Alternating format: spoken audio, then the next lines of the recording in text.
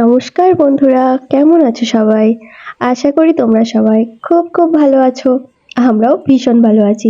তো আজকের ব্লগটা একদম সকাল থেকে শুরু করছি। চলো আজকে চলে এসেছি ছাদে। আমার ননদ যেহেতু এসেছে, আজকে ভিডিওটা সেই করে দিচ্ছে।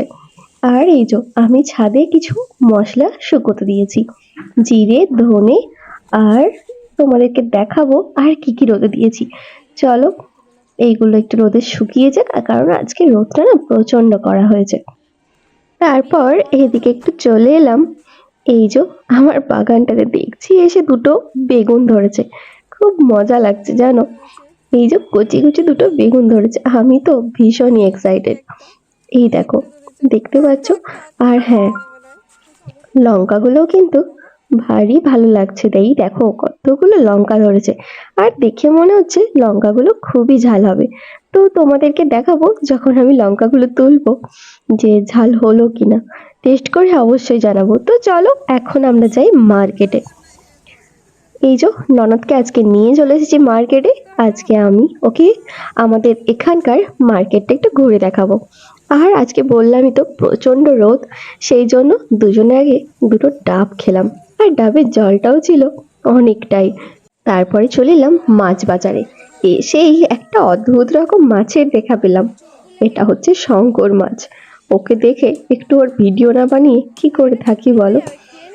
এই যে দেখো মাছটা দেখেছো কি সাইজের। তো আমরা একটু ইনফরমেশন নিচ্ছিলাম যে এই মাছটা কি কেউ খায়। বললো হ্যাঁ, এটা 400 টাকা কিলো। হ্যাঁ, সে কি গো, বলে হ্যাঁ মাছটা তো বিক্রি হয়েই যাবে। আচ্ছা ঠিক আছে। তারপর মাছ টাছ নেওয়া হয়ে গেলে তারপর এলাম সবজি মার্কেটের দিকে।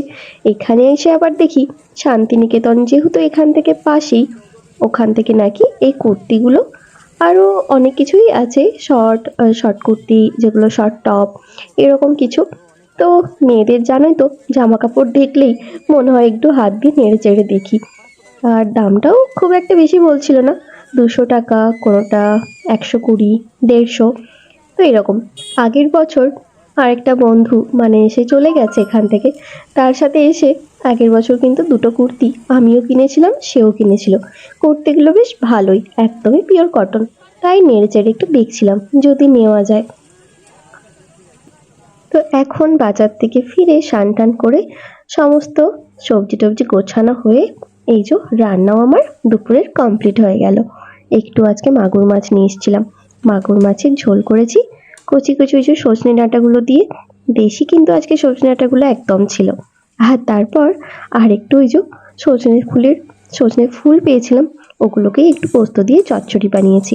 আর বেশি কিছু আজ করিনি। আজকে বিকেলে একটু জলখাবারে অন্য কিছু বানাবো প্ল্যান আছে, দেখা যাক বানাতে পারি কিনা, টাইম হয় কিনা। তোমরা দেখো, আমার সাথে ব্লগটা দেখতে থাকো।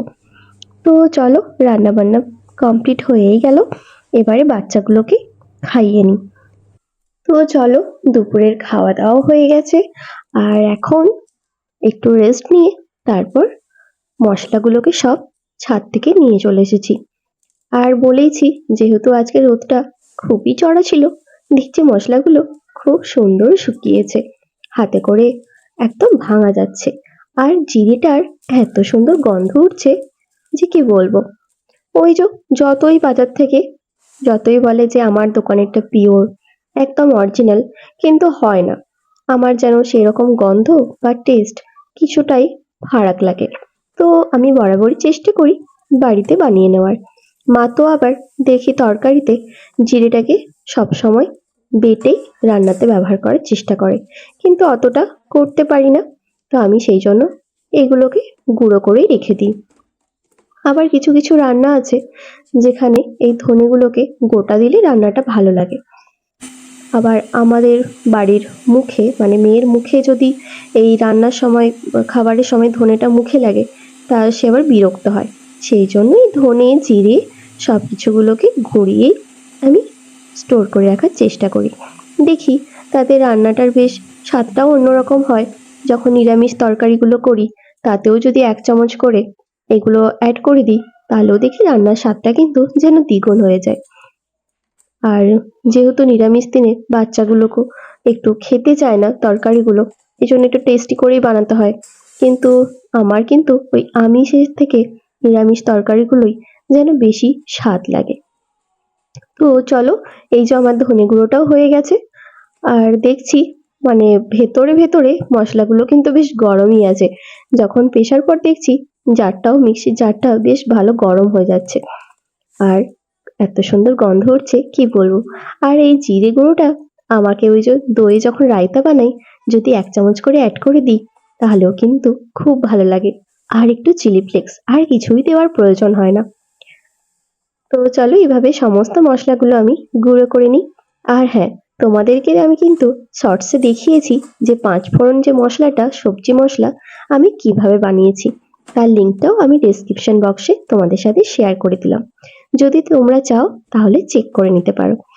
আর এভাবে কিন্তু তোমরাও বাড়িতে মশলাগুলো গুঁড়ো করে স্টোর করে রেখো, তাহলে দেখবে ভালো লাগে যে অন্য সময়ের যে ঝঞ্ঝাট, অন্য রকম অনেক রকম সবজি এখন বেরিয়েছে, সবজি মশলা, এই মশলা, কিন্তু এইসব মশলার কোনো প্রয়োজন হবে না। এই মশলাটা যদি তোমরা বানিয়ে রাখো তাহলে প্রত্যেকটা সবজিতে 1 চামচ করে অ্যাড করলে কিন্তু দেখবে রান্নার স্বাদটা কিন্তু দ্বিগুণ হয়ে যাচ্ছে। তো চলো, অনেক বকবক করে ফেলেছি। এখন মশলাগুলো গুঁড়ো করা হয়েছে, আর তারপর দেখাবো যে আজকে বিকেলে স্ন্যাক্সে আমি কি বানাচ্ছি।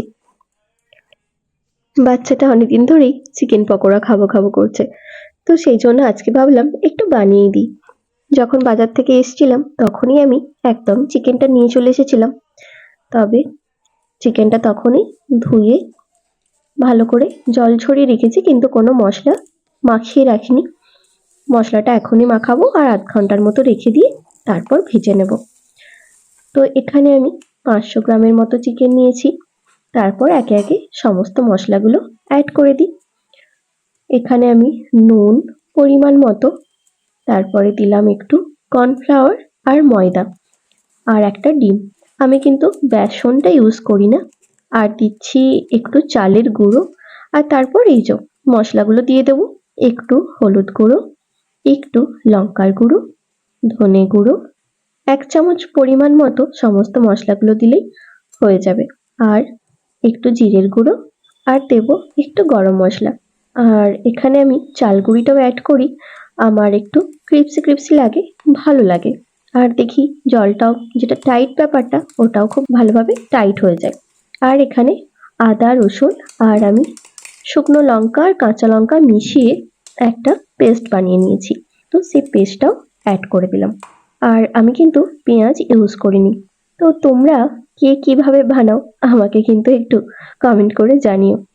আর যেহেতু বাচ্চা একটু দোকানের মতো লাল লাল হলে খেতে ভালোবাসে, সেই জন্য আমি একটুখানি ফুড কালারও দিচ্ছি। তোমরা চাইলে এটা স্কিপও করতে পারো, তার জন্য কোনো বদল নেই টেস্টের, টেস্ট একই রকম থাকবে, শুধু দেখতে ভালো লাগে সেই জন্য একটু ফুড কালার দিলাম। তারপর আর কি, এটাকে ভালো করে মাখিয়ে এখন রেখে দেবো 20 থেকে 25 মিনিটের মতো একটু ঢাকা দিয়ে রেখে দেবো। আর তারপর ওকে ভেজে দেবো। এটা যতক্ষণ ভালোভাবে মাখাবো ততক্ষণ একটু আমি বাড়ির কাজগুলো গুছিয়ে নেব। জামা কাপড়গুলো তুলে নিয়ে এসেছি, ওগুলো এখনো পাট করা হয়নি, তো ওগুলো গোছ করে আলমারিতে ঢুকিয়ে নিই, আর বাচ্চাটাকেও খেলতে পাঠিয়ে দিই। তারপর খেলে এসে যখন এটা খাবে তখনও খুশি হয়ে যাবে। ওকে এখনো এটা দেখাইনি যে আজকে আমি চিকেনটা নিয়ে এসেছি, ওকে একদম খাবারের সময় দেখবো, দেখবো কতটা খুশি হয়ে যায়। তো চলো বন্ধুরা, আমি আবার একটু পরে তোমাদের সাথে কথা বলছি। দাঁড়াও, চট করে আরেকটা কাজ করে নিই। আজকে পোস্ত নিয়ে এসেছি। বাবারে, পোস্তর কত দাম! এর থেকে তো সোনা হয়ে যাবে। কিন্তু ওই যে মুখের খেতে ভালো লাগে, পোস্ত ছাড়া কি বাঙালির খাবার হয় বলো? আমার সাথে যে আমার অবাঙালি বন্ধুটি গিয়েছিল, সে আবার জিজ্ঞেস করে, দিদি এটা আবার কি? তো ওরা তো এসব খায় না, বাঙালিদের ছাড়া কি খাবার খেতে জানে বলো? আমাদের যে কত রকম মশলারই প্রয়োজন হয়। তো পোস্তটাকে ঢেলে নিলাম, আর একটু মুগ ডাল নিয়ে এসেছিলাম, সামনে বৃহস্পতিবার আসছে, তার জন্য তো আবার ডালটা ফুরিয়ে গেছে, সেই জন্য ডালটাকে আমি একটু নেড়ে নিয়েছিলাম, যেহেতু কড়াটা খালিই আছে, ভাবলাম ওটাতে যখন ভাজবোই কড়াটাতে আগে মুগ ডালটা নেড়েই নিই। তো আমি এভাবে নেড়ে নিই, তাহলে দেখি ডালটা খারাপও হয় না, আর যখন বানাই তাহলে আবার প্রত্যেকবারে নাড়তে হয় না, এভাবে নেড়ে ডিবে ঢেলে দিলেই হলো। যখন বানাবো তখন ব্যাস একটু ভিজিয়ে রেখে ডালটাতে সিটি দিয়ে নাও, তাহলে দেখি কাজটাও তাড়াতাড়ি হয়ে যায়। তো আমি এভাবেই কিন্তু ডালটাকে ভেজে রেখে দিই। এভাবে কাজগুলো করলে আমাদের কাজগুলো তাড়াতাড়ি হয়ে যায়। আর আমরা হাউস ওয়াইফরা সবসময় ভাবি কিভাবে একটু কাজটা তাড়াতাড়ি করব, তাহলে একটু নিজের জন্য সময় পাওয়া যায়, এই আর কি। তো চলো আর বেশি বকবক করব না, এবারে ওইদিকে পকোড়াটা ভাজতে বসিয়ে দিই, কারণ ওরও আসা সময় হয়ে গেছে। খেলে খেলে এসেই যখন এটা খাবে তখন একদম খুশি হয়ে যাবে। এইভাবে তেলটা আমি গরম করে নিয়েছি। আর দেখো কতটা এটা টাইট হয়েছে যে একটুও কিন্তু মশলা ছেড়ে আসছে না। এইভাবে আমি প্রত্যেকটা পকোড়া ভেজে নিই। আর দুপুরের একটু সবজি বেঁচে আছে, ওটা দিয়ে আর এই যো এটা তো বানানোই হয়ে গেছে, পেটটা অনেকটা ভরাও থাকবে, তো রাতে আর কিছু রান্না করব না। এই যে আমার ননদটি এসে দেখছে, সেও ভারী খুশি, কারণ সেও তো এইসব ভাজাভুজি খেতে ভীষণই পছন্দ করে। তো চলো বন্ধুরা, আজকের ব্লগটা এখানেই শেষ করছি। আর কি, এটাকে ভালো করে ফ্রাই করে তারপর ওদেরকে খেতে দিয়ে দেবো। আর আমি ওকে একটু বললাম যে তুমি একটু স্যালাডটা কেটে নাও, তো ওখানে গেছে স্যালাডটা কাটছে। আর আমার বাবুই এসে হাত পা ধুয়ে বসে গেছে। তো ওদেরকে এগুলো ভেজে দিই, ওদেরকে খেতে দিই। তো বন্ধুরা, আজকের ব্লগটা কেমন লাগলো তোমরা অবশ্যই আমাকে কমেন্ট করে জানিও। আর যদি ভালো লাগে একটা প্লিজ লাইক করে দিও। আর হাতে সময় থাকলে শেয়ার করে দিও তোমার বন্ধুদের সাথে আর ফ্যামিলির সাথে। দেখা হচ্ছে খুব শিগগির নেক্সট একটা ব্লগে। ততক্ষণ সবাই সুস্থ থেকো, ভালো থেকো, সাবধানে থেকো, আর খুব খুব আনন্দে থেকো। আর হ্যাঁ, গরমটা কিন্তু ভালোই আসছে, দেখছি এখন থেকেই যা রোদের তেজ, সেই জন্য সবাই কিন্তু খুব সাবধানে থেকো। জল বেশি করে খেও আর ছাতা নিয়ে বেরিও।